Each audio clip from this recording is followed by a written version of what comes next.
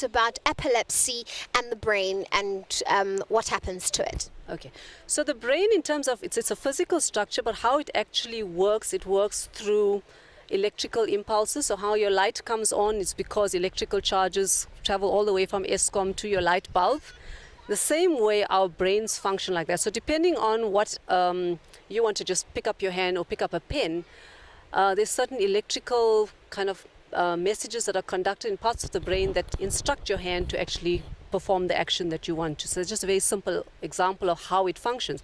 But what happens sometimes is that these electrical impulses or waves can work abnormally.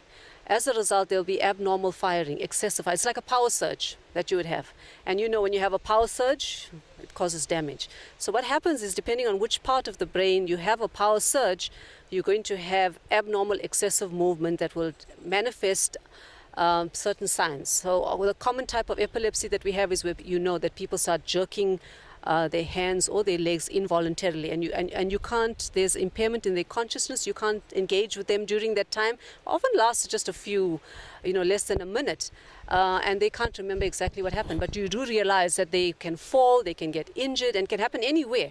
So if you're swimming or you're driving, etc. So it's sudden, you don't know when it's going to happen. It can affect anybody at any age, and there are various causes of epilepsy. Some of them are preventable. So, for example, if you have trauma, sometimes the scar tissue forms in the brain, and then that can cause dysfunction leading to epilepsy. But some people are born with epilepsy, and there are treatments available to control that and prevent the likelihood of having the seizure. Right. Is it curable? In general, epilepsy is not curable, but it's treatable. All right, so we can treat it so that you reduce the likelihood of you having these attacks, which can occur at varying frequency. In fact, we had a gentleman who came here earlier this morning, and he'd been diagnosed with epilepsy and wanted to know more about it.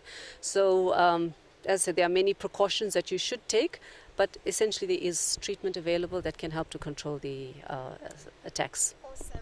What's your doctor? Early detection. Saves lives. Early detection. Saves lives. Mental health. Matters. Mental health. Matters.